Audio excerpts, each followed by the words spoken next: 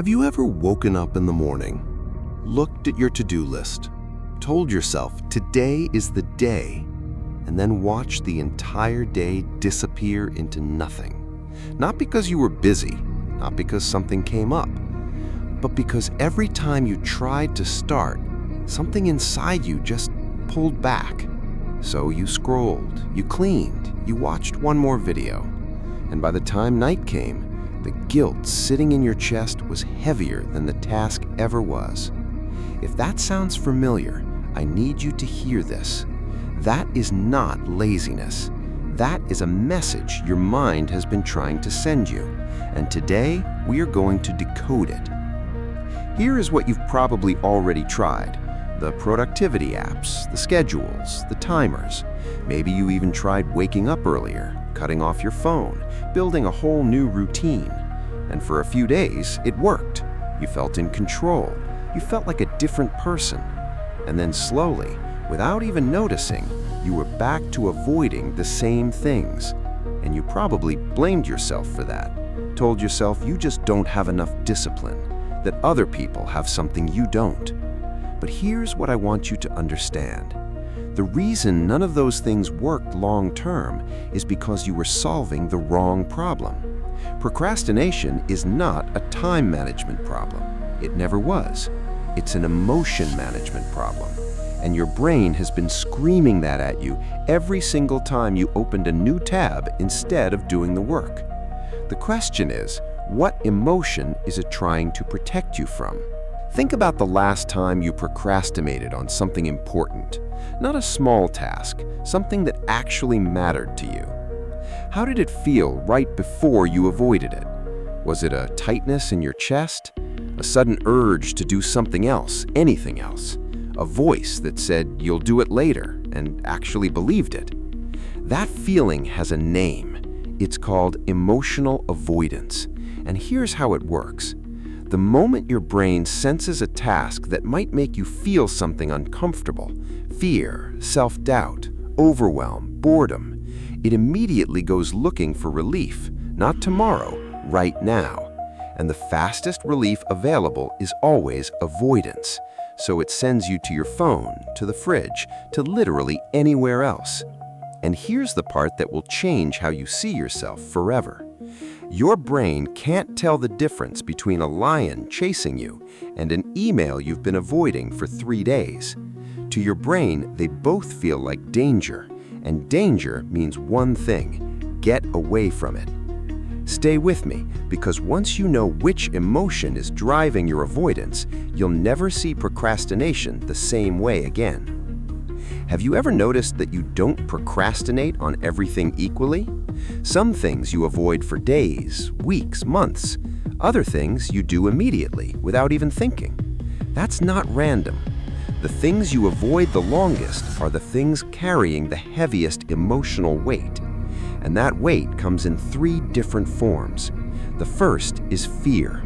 Think about the project you've been putting off the longest, the one you genuinely care about. The business, the creative work, the big life decision. Ask yourself honestly, are you avoiding it because you don't want it? Or are you avoiding it because you want it so badly that the thought of giving it everything and still failing is something you cannot bring yourself to face? If that hit you, that's fear talking. The second is resentment. Think about the things on your list that you never chose, the tasks that were handed to you, expected of you, the obligations that feel like they belong to someone else's life. When you avoid those things, that's not laziness either. That's your inner self pushing back against a life that doesn't feel like yours. The third is overwhelm. Think about the tasks that feel so big and so unclear that every time you think about starting, you don't even know where to look first, so you don't look at all. That's not weakness. That's your brain asking for a smaller door in. Which one of these feels most like you right now? I want you to think about something for a moment. What's the one thing you've been putting off the longest? The thing that lives in the back of your mind, the one that shows up right before you fall asleep. Got it? Now, ask yourself this: does that thing matter to you? really matter to you? Because if it didn't matter, you wouldn't even remember it was there. The things we avoid the hardest are almost always the things we want the most. And the reason we avoid them is not because we don't care. It's because we care so much that failure feels like it would mean something permanent about who we are. So instead of risking that, we wait. We say we're not ready yet. We say we'll start when the timing is right. But the timing is never the problem. The fear is the problem. And here's what I need you to hear. The fact that you care that deeply is not a weakness. It's the most powerful thing about you. You've just never been shown how to use it. The Stoics understood something about this that most people in the modern world have completely forgotten. They had a practice of sitting with discomfort deliberately, not to punish themselves, but to prove to their own minds that the discomfort was survivable. Marcus Aurelius wrote something in his private journal that has stayed with humanity for nearly 2,000 years.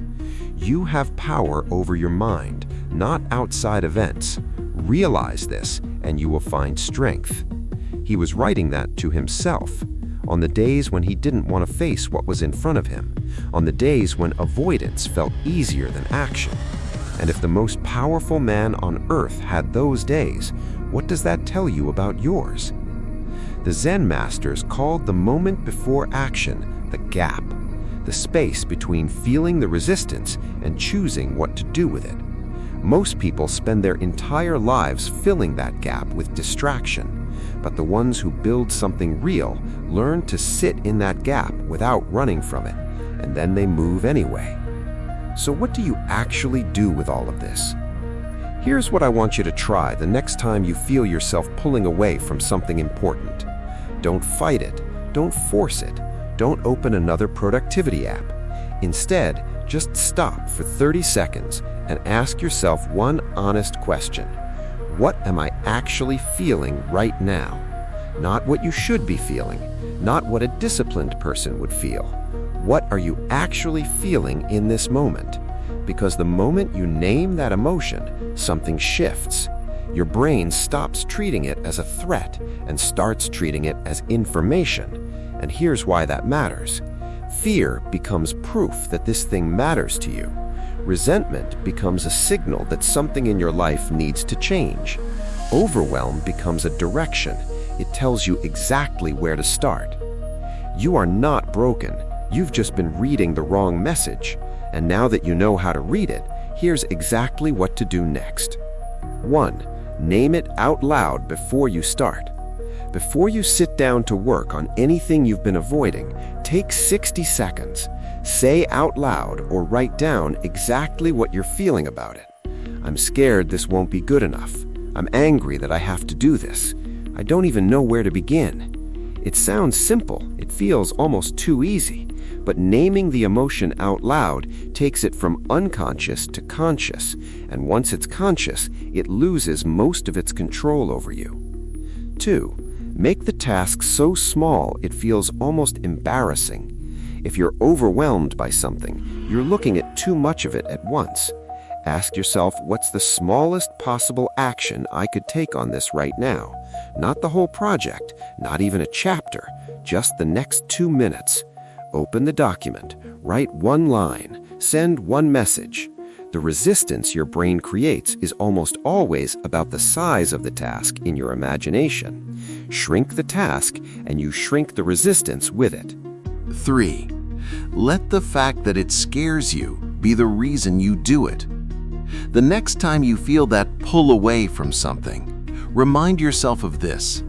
The size of your resistance is directly proportional to how much this thing means to you. The bigger the fear, the bigger the dream underneath it. Use that. Let the fear point you toward what matters most, and then take one step in that direction, just one. I want you to stop calling yourself a procrastinator, because that word implies it is who you are. It is not who you are. It is just a pattern your brain learned to protect you from emotions it did not know how to handle. And now you know how to handle them. You are not avoiding your life because you are lazy. You are avoiding it because somewhere along the way, you started believing that trying and failing said something permanent about your worth. It does not. Trying and failing just means you are someone who tries, and someone who tries will always eventually win. The only difference between where you are now and where you want to be is what you choose to do the next time the resistance shows up. That moment is yours. It has always been yours. There is a space that exists between feeling something and deciding what to do with it. Most people never even notice that space exists. They just react, avoid, distract, delay. But you now know that space is there. And inside that space is where your entire future is decided. Not in the big dramatic moments, not when everything is perfect and you feel ready. In the quiet, ordinary moment when the resistance shows up and you choose to move anyway. That is the cipher. If this spoke to something inside you, share it with someone who needs to hear it. And if you're ready to keep decoding, you already know what to do. Cipher Mind GID. We're just getting started. Cipher Mind. Decode your mind, evolve your life.